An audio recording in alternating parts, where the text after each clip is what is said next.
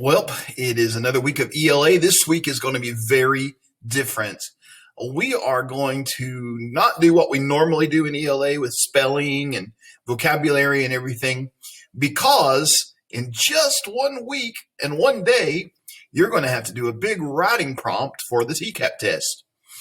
So we've done some writing this year. We've been working on sentence writing and paragraph writing the last few weeks, but this week we've got to get the essay down, and that is in a paper having more than one paragraph, and your paper needs to be planned out and thought through. And so we're going to work on that this week.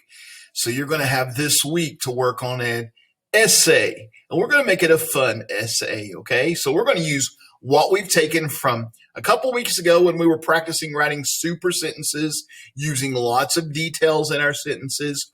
We're going to put that together with making some super paragraphs, which are paragraphs made with a main idea and then have super sentences supporting them.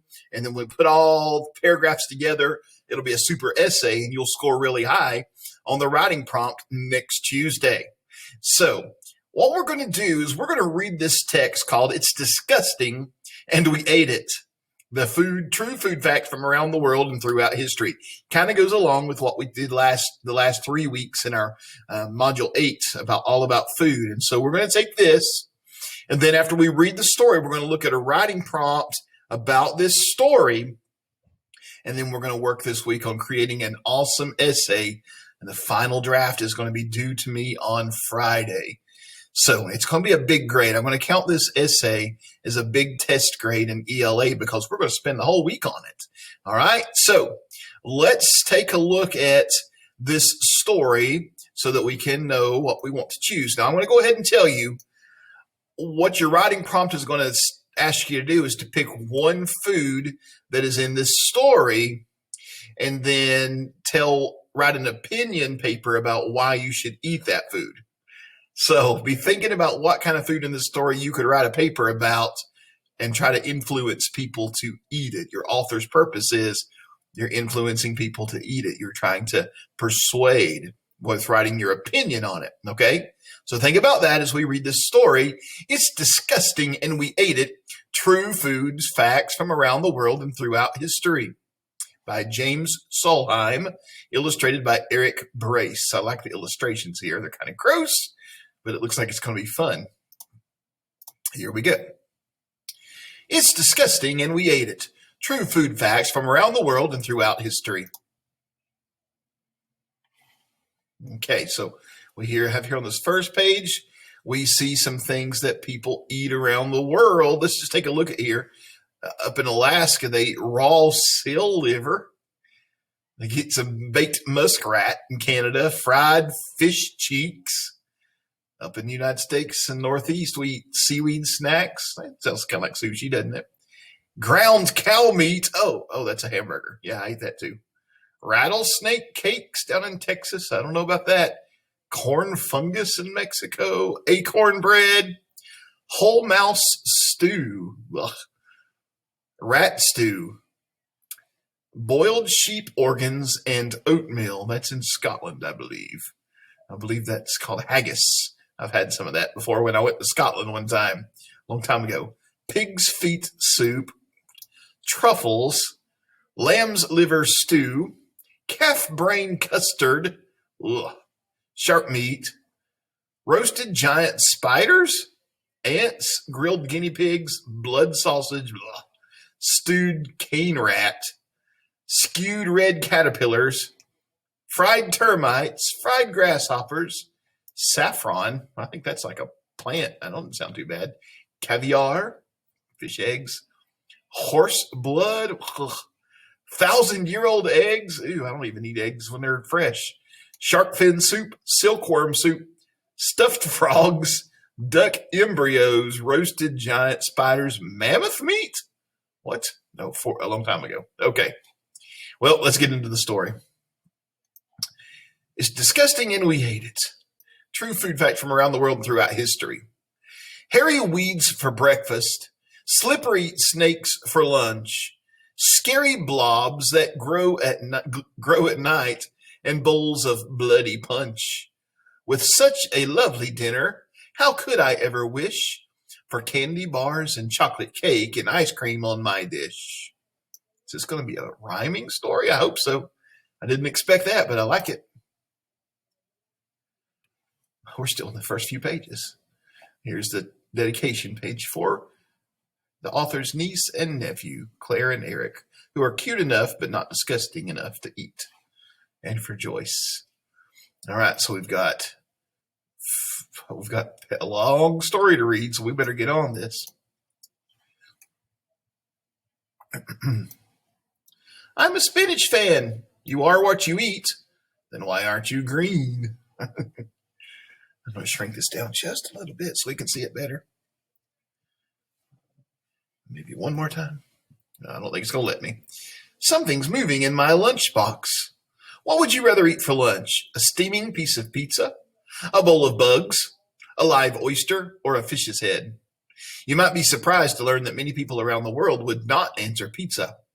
In Europe and Asia, many kids love to eat fish heads. Americans gulp down tons of live oysters a day. And many Africans know that a properly cooked grasshopper has a delightful crunch. What's disgusting and what's delicious? It depends on where you live and what you're used to eating. It depends on whether the refrigerator has been invented yet and whether your mom once got sick eating tomatoes. It depends on many things. Maybe on everything that ever happened up to the moment you lifted that fork. So grab a cockroach cookie and turn the page for some of the sickest, silliest, and strangest meals the world has ever known.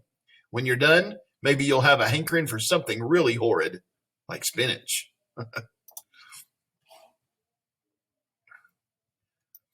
Part 1. People eat the wildest things. Adventures in the world's weirdest and funniest foods. Frog legs. They're eaten in Europe, America, and elsewhere. Imagine yourself slurping a soup bowl full of tadpoles or finding a stuffed frog nestled in your rice. Today, most frog meat comes from the legs, but if you had lived in centuries ago, tadpoles and whole frogs might have been your favorite foods. Frogs live in most of the world's countries. They're the only amphibians that live north of the Arctic Circle. Many people buy frog meat at gourmet grocery stores, but adventurous eaters can hunt their own in lakes and ponds. And look here, we've got like a poem or something. Just shut your eyes and think of chicken. Everyone says they taste like chicken, that fried in butter they're juicy licking.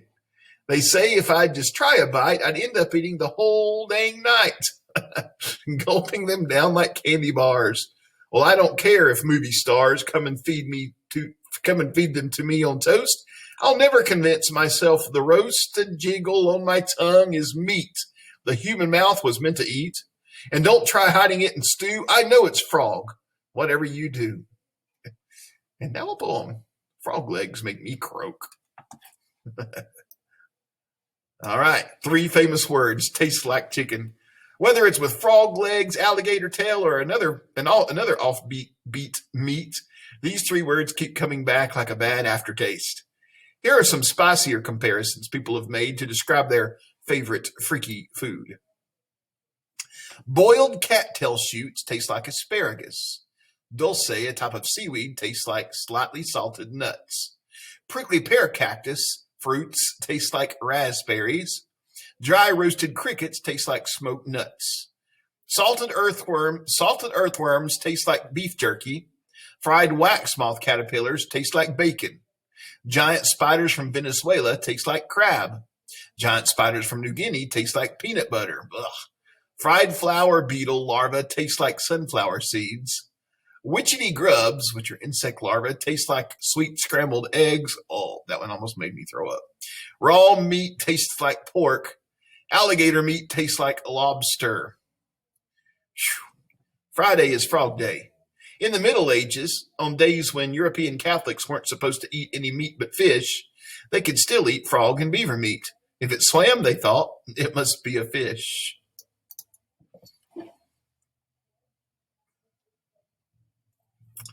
This book is pretty interesting. If we go to the next page ever, come on, book. We want to see what's next. I'm going to pause the video till it comes up. All right, took a while. Earthworm soup from China and elsewhere. A one-way ticket to Australia, please. In China, earthworm soup is a traditional fever medicine, but the Chinese aren't alone in their use of this high-protein, low-fat food. The French, Aztecs, and Vietnamese all have eaten worms at different times in history. The worm has even played a royal role. Long ago, in a New Zealand tribe called the Maori, no one was allowed to eat certain earthworms but the chief, except as a last meal.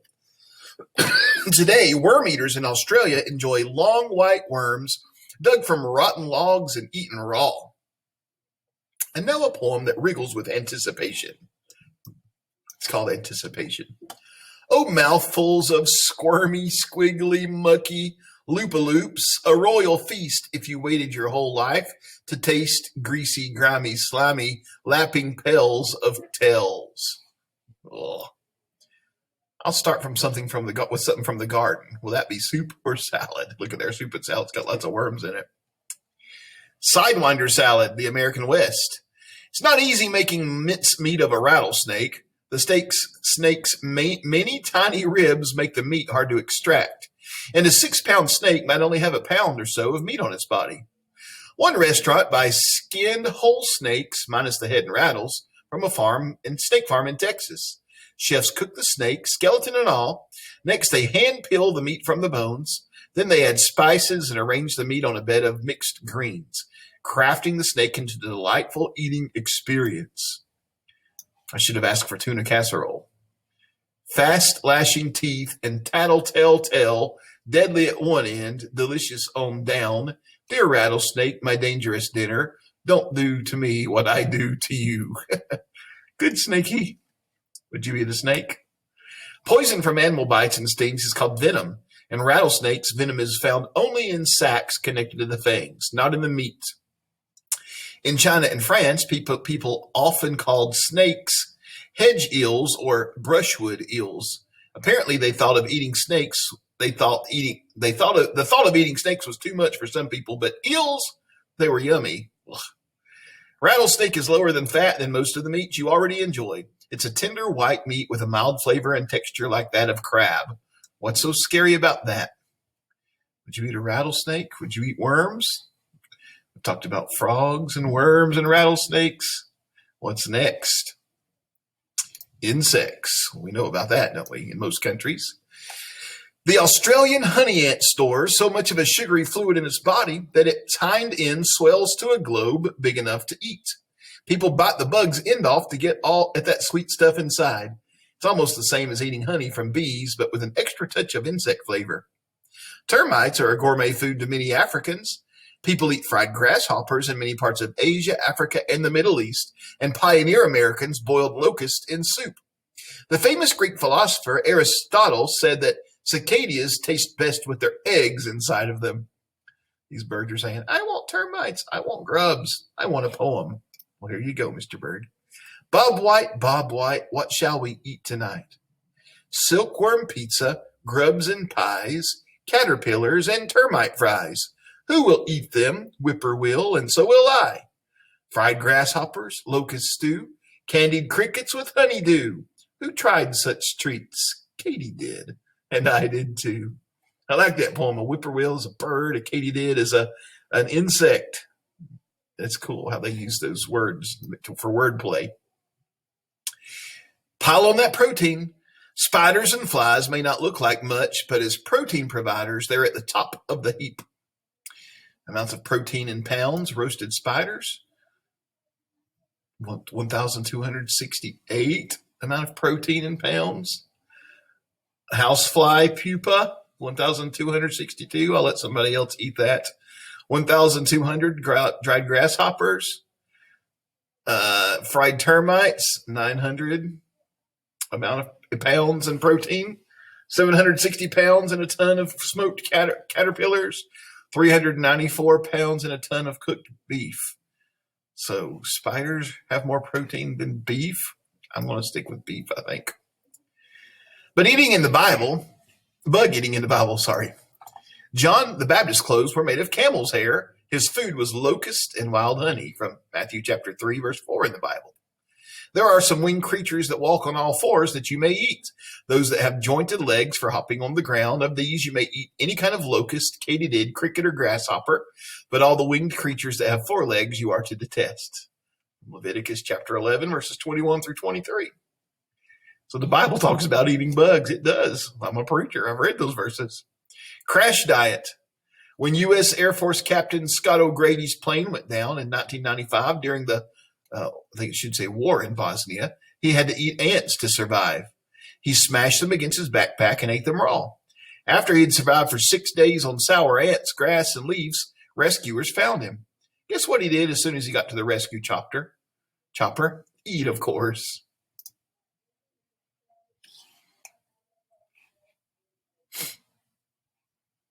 Flower salad. Many countries worldwide. In a world where flowers can be poison, you might be surprised to learn that some blooms have satisfied stomachs for centuries. England's royalty ate violets in salad, candy, and hair stew. Ancient Romans cooked rose petals with animal brains to make pudding. And America had no dandelions till immigrants brought them from Europe. People fry the petals in pancakes and eat the young leaves in salads or scrambled eggs. Now, I've heard of a dandelion salad. I've heard that's pretty good. Dandelions and scrambled eggs, yuck. I guess eating eggs is a little gross now that you mention it. And now a perfumed poem. Some call it a bouquet. My love gave me a single white rose. My love gave me a dandelion's glow. My love gave me the violet's dew. So I made a salad. That's a funny poem. The gold mine in the garden. Saffron, the world's costliest spice, comes from flowers. Workers remove 3 tiny tips from a type of crocus blossom to make the spice. It takes 225,000 tips to make 1 pound of saffron. Because this work takes so much time, a pound can cost up to $4,000. That's a lot of money. Medieval kings and queens loved saffron, as do Middle Eastern cooks today. Sometimes people paid more for this golden spice than they did for gold itself. Stronger than the strongest orange. Oranges, lemons, and limes are our most famous source of vitamin C, but some of the most powerful sources might be found in your backyard. So this is the amount of vitamin C in pounds, 1 ton of each. If you get a ton of rose hips, you get 35 pounds of vitamin C. Eat those rose petals. Violet leaves, you get about 5 pounds. Wild garlic mustard, about 5 pounds in a ton.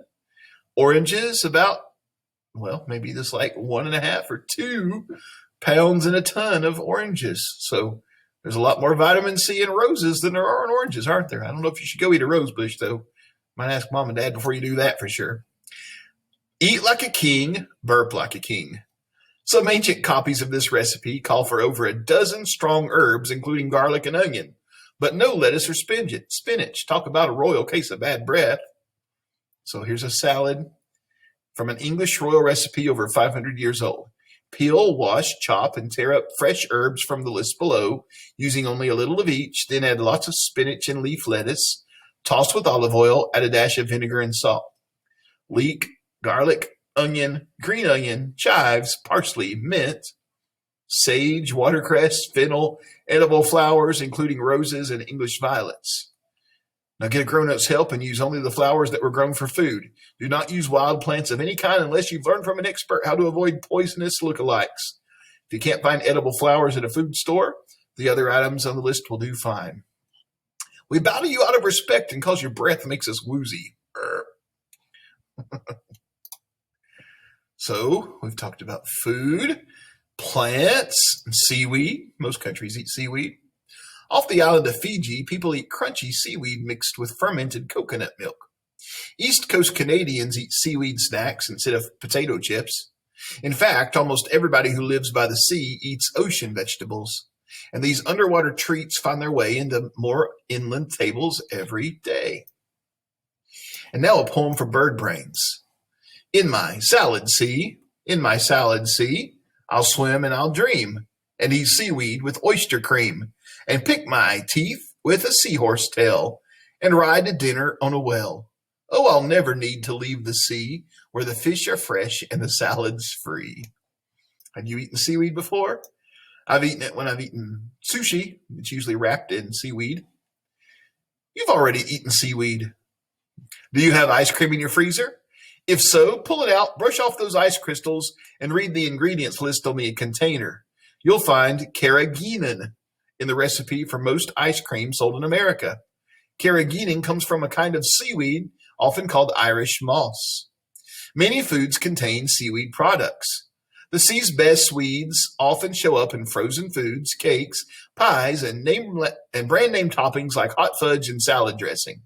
Look for agar, carrageenan, and alginates on the label of your favorite foods. You might find out you just ate seaweed for lunch. I thought you didn't like seafood. This is one seafood I can really sink my teeth into. Pond scum, it's not. These edible seaweeds sound just as bad as the poisonous kind. Bladder wrack, grapestone, sea otter's cabbage, sponge tang, horsetail tangle, sea noodle, cow hair, mermaid's fishing line, star jelly, fairy's butter, sea lettuce, sugar rack. We didn't read this over here, did we? Space slime. Experiments have shown that a slimy relative of seaweed could serve as food in outer space. The plants would grow on space explorers' waste products, providing food and oxygen in return. Starving people can be pretty creative at finding food, even eating the crust from rocks. A lichen called rock tripe makes an unusual soup, and another bitter lichen gives Icelanders a nutritious flour. Bitter lichen, I should say. Rock tripe fed George Washington's starving troops at Valley Forge. Lichen is usually two kinds of things growing together, fungi and tiny plants related to seaweed. By teaming up, they thrive where very few plants can live. It's two gross foods in one.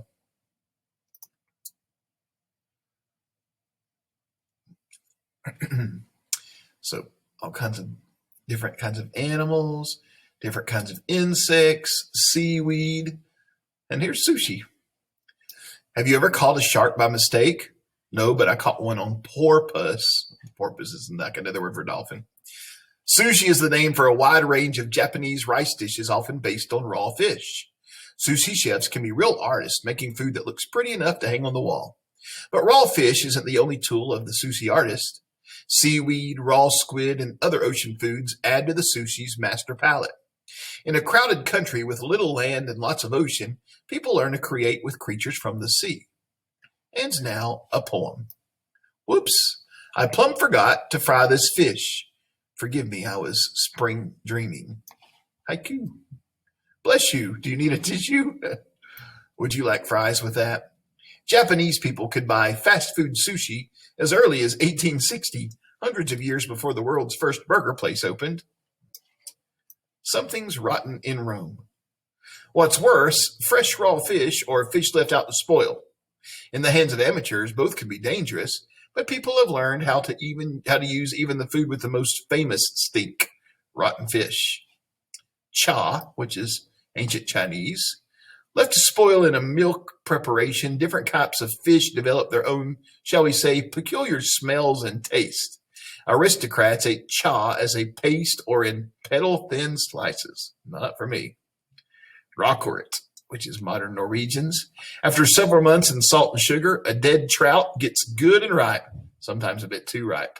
P.U. Garum, ancient Romans. 2,000 years ago, salty, rotten fish guts were an important part of most gourmet foods. I believe this needs more fish guts. Nok mam, which is modern Vietnamese. Fish buried in salt eventually digest themselves with their own stomach fluids. The resulting sauces season many foods. Okay, joke's over. Get me out of here. Caesar's choice. Would you pay $900 for a 1 pound jar of fish eggs taken from a live fish? That's today's rate for the best caviar. Caviar made from golden sterlet eggs was so prized that at one time only the Caesar of Russia was allowed to eat it. May I help you? Yes, I'd like some flour, some sugar, some soda pop, and 2 pounds of caviar. Bird's nest soup. One small region of Southeast Asia provides the whole world's supply of nest for birds' nest soup. Men climb 300 feet up vines and bamboo poles and risk their lives to harvest the nest of birds called swiftlets. These birds fly in a huge cave and make nests with their own spit. But the birds are becoming more rare because people steal too many of their nest. At over $1,000 a pound, these nests of hardened spit are among the world's most costly foods. Another poem. Treasure of the cave. I climbed a cliff on a bamboo pole and stole some nests. The birds made more. I stirred them in a boiling brew for stew. How sweet and true. To smile and swallow a swiftlet squishy spittle and sip her gourmet glue. That's pretty gross. That's some spitwad. 100 tons of dainty little birds' nests go into Hong Kong soup pots every year, more than the weight of 1,000 people. Egg rolls. You like egg rolls? I like egg rolls. More than just egg rolls. Bird's nest soup gives us just a taste of how daring China's cooks have been over the centuries. Here are some of what that vast land's wilder dishes, from ancient royal favorites like owl to the dried jellyfish still enjoyed today. Baked owl, barbecued elephant's trunk, chicken red, boiled chicken blood, dragon, phoenix, and tiger, actually snake, chicken, and cat, sliced python and vinegar, white tree ears, a kind of fungus, camel hump stew, breast of panther, dried jellyfish, tiger bone liquor, 1,000-year-old eggs cured in mud, actually several months to several years old, bear paw cooked in a gob of clay, tartar sauce. Over 700 years ago, a wandering Asian people called the Tartars could go for 10 days without gathering food or any food they had packed. How did they do it? They pricked the veins of their horses and drank the blood.